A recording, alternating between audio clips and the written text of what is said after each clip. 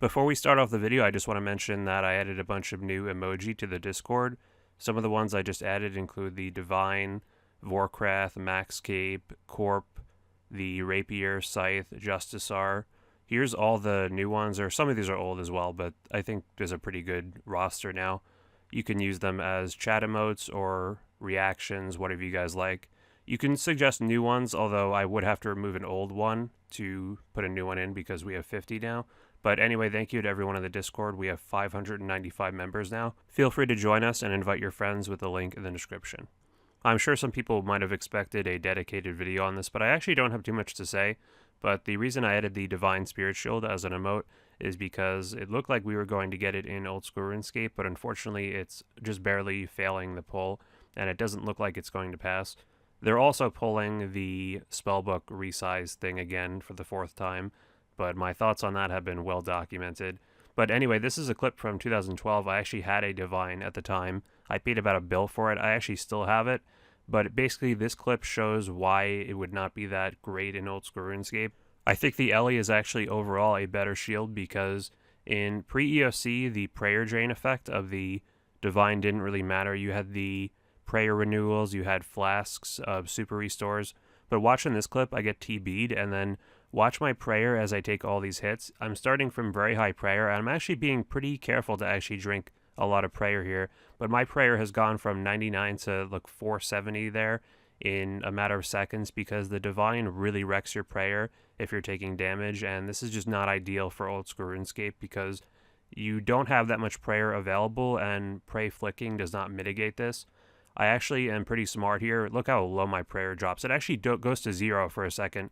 Watch this. I was 0 prayer and 27 HP, Scold with a Divine Spirit Shield that was worth $1, I think. And luckily I got it back up in time, and I actually just let myself die here because I know I'm going to lose a mil or two of loot and gear, but I'd rather just be sure to keep the Divine, so I do keep it here very luckily. But yeah, this is not a problem with the Ellie. The damage soaking is not as good, but it's prayer free, so there's really no reason to use the Divine in 07 other than maybe a few certain situations.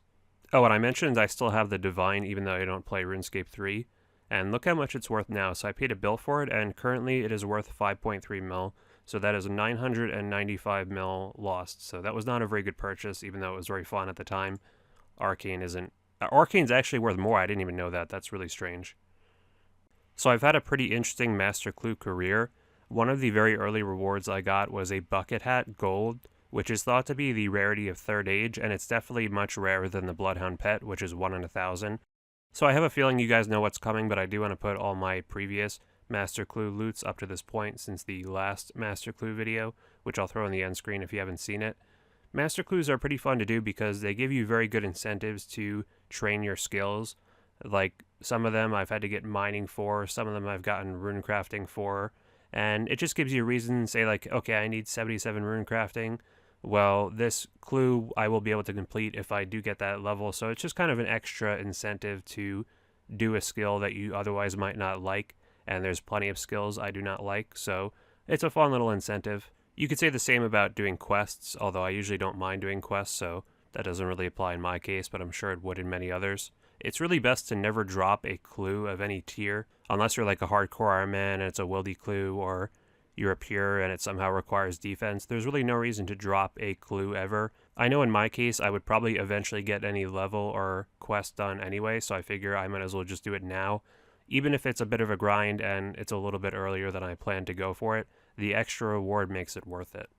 I just thought this clip was really funny. So you guys saw Master Clues up to the 65th one, and now I'm going to show you Master Clue 66. But to do this clue, I needed a hard clue from Hellhounds in the Wilderness, and I actually found this guy doing a hard clue here at the Magic Axe Hut, and I decided to PK him in D'hide and a Blowpipe, which is not ideal, but in my opinion, there is never a bad time to go PKing, no matter what gear you're in. Oh my god, dude, what the fuck? Dude, you're fucking kidding me. Oh my god, dude, what the? Dude, this is bull. I can't believe this. Dude, what the? This is the best pet in the game. I got the best cape and now the best pet. Everything is going my way. Oh my god. Oh my god. Oh my god. Oh my god. We can freaking retire now, dude. We can retire now. We got the best pet. We got the best cape. We got everything. We got the best bow. Gonna ensure this. This is... I'd rather have this than any other thing in the game, honestly. Okay, ensure this. Whew. Oh my god. It's impossible to overstate how rare the Bloodhound pet is. It's probably the hardest item to get in old school RuneScape.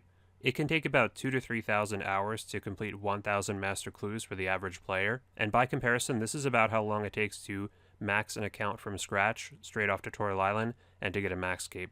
However, if you do 1,000 master clues, you're by no means guaranteed to get a Bloodhound pet, and it could actually take you more than this. It could take you 5,000 or 6,000 hours, and then you still might not get the Bloodhound pet. It's crazy how rare this thing is. You see very few of them in game. Of course, there are some pets that are in the game in smaller quantities, and this is mainly because they are newer and haven't had a time to catch up yet. There's also the Penance Queen pet, which is a little bit rarer, but this is because there's almost nobody going for it. How many of you guys watching this have done a Barbarian Assault high-level gamble? I know I haven't, and very, very few people have because there's almost no reason to if you're not going for the pet. Whereas many people are doing master clues, and on average, 1 out of every 1,000 people completing their first master clue is going to get a Bloodhound pet, so there may be some lucky ones, perhaps like my own. It's not like I put no effort into this pet. I actually probably put hundreds of hours into doing those 66 master clues. I got almost all of them through trade-ins. I got the elite clues from Venenatis using the 1 in 50 drop rate method described in my Venenatis guide. I got the easy clues from Ham members, the mediums from Eclectics, and the hard clues from Hellhounds in the Wilderness. And I also spent many, many hours getting the requirements to do these master clues, as the skill and questing requirements are very, very high. With all that being said, wow, I'm done. I have it. I have the best pet in the game, the hardest one to get, and even if I go dry on every other single pet hunt for the rest of the time, I will never complain about my pet luck ever again. For example, I'm going for all the God Wars pets, and right now I have 3 out of the 4 of them. The only one I need is the Armadillo pet. I'm ready. Give me the 20,000 Armadillo kill count with no pet, because it will still not make up for how lucky I have been with the Bloodhound pet. It's been a while since I've shown my full pet collection. Here it is. I'm up to 14 now. I have almost all the Wilderness pets, just need the Vedion one, which I'm probably going to be working on again soon. I only have 1 skilling pet, which is kind of surprising, just the Heron. Although I don't have all these skilling 99s, so hopefully we will get lucky with another one of those 99s. Well, it's probably exactly the same, which is the problem because the pizza here is so good from normal pizza places. Oh my god, that's my first ever Armadillo helmet. Ever. And of course it's my drop. It's only 3.8 mil.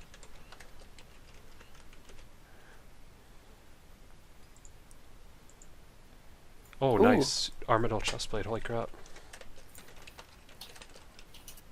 How much is that worth? 49 mil. Nice, makes this worth it. Yeah. We can get the full set. As these clips show, no matter how long the Armadillo pet takes, we're going to make some absolute bank in the meantime and become one of the richest players on RuneScape. One little goal I went for the other day was to get the new diary done, the Keos Elite, and this is because it gives the Rada's Blessing, which has better stats than normal blessings. I needed to get favor for all 5 of the Zaya houses, and I actually had it for 4 of them, and I got those a long time ago. They've since made it a lot easier, and they added all these new quests, which give you favor for the houses for free. So as you can see here, I actually only need Lovakinj favor, and that quest just gave me a little jump start to get it to 30. On top of the 20% from the Client of Korn, I also did the new Arceus quest and also the little new Lumbridge quest, so I was able to get my quest cape back. I was able to get 100% Lovakinj favor very quickly by doing armor sets here. You can see I just got like 37% favor, and I did a little bit of mining here just to finish it off. And favor in general is so much easier to get now. They released that quest a couple years ago, Client of Korn, which doubles the rate of favor that you get, and I think you don't even need to do the quest for that anymore, although it's still very good to do for the certificate. And in the recent update, they made it so gaining favor for one house before you have 100% does not make you lose favor in the other house, which is a pretty nice update as well. They really made the whole favor thing much easier and much more expedited, and I really can't complain because this is not very fun to do in the first place, so being able to get it done pretty quickly, even though I spent a lot more time on it back then than I would have now, is kind of a nice thing. So here's the mini quest complete. They also added a new 10k XP lamp as an additional reward because previously the rewards for this were almost non-existent, just a new teleport here, which there's other ways to teleport here already. So actually, if you've done this mini quest already before they release the 10k XP lamp reward, you can actually go back here and claim it. So after waiting about 1,000,000 hours for this tree to grow, I was able to complete the Keos Elite Diary, and I did all the other diaries at the same time, just all in one night, which some of them were annoying, but for the most part it was kind of nice to get a overview of the new Keos area and the Zaya areas, which I'd never really been to, and some of the features they have. The rewards are kind of nice. There's some other things other than the blessing. You get the XP lamps, obviously, which are nice, and more blood runes, more fish when fishing. There's also a teleport to the Konar Slayer Master, which is very nice, and a teleport to really the middle of nowhere, like a forest. I think it's called Woodlands, but I guess there's really no other teleport to that location, so they just wanted to add a random one. It's kind of nice to have unlimited teleports on an equipment item. This is because the blessing technically would be considered max gear because of its stats, and most other max gear does not have teleports. For example, if you're in max melee gear, you're not going to have any teleports on your primordial boots or your Bandos chestplate or whatnot, but this one does. Of course, I got 1,000,000 of these because they're very nice to use in the wilderness, and they're free to obtain. The extra bonuses are just simply an extra prayer bonus compared to a normal blessing gives +1, but this is not bad considering this is free and you can get as many as you want, and you can use them anywhere you like without fear of losing it. And a final addition to our gear is I got the Ferocious gloves. I bought a pair of Hydra leather and crafted these myself, and I really didn't think these needed to be added to the game. You know, we don't really need more melee stats, but they were added, so I'm getting them here. They only give melee stats, and they give negatives to the others, so they have limited use, but in situations where you only want melee, they're pretty good. And now that I have all this max gear, such as the Infernal Cape, the Blessing, and the gloves, although I'm actually not using them here, it's a very good time to do Corp. Unfortunately, again, it does not look like the Divine is passing. Let me know if you guys think the Divine should be added to the game. I'm sure this is not the last time that the Divine debate is going to come up. I'm sure it'll come up in 2020 or 2021. This situation is not going to go away.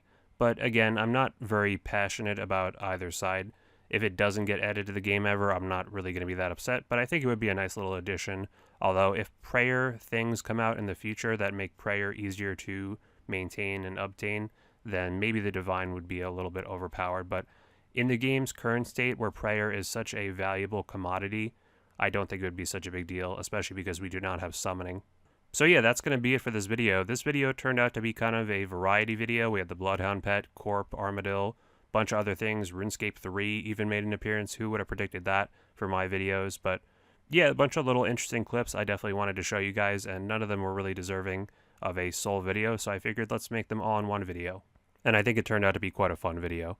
Anyway guys, as I mentioned, you can join our Discord down below. You can also join our clan chat, AndrewAJT62.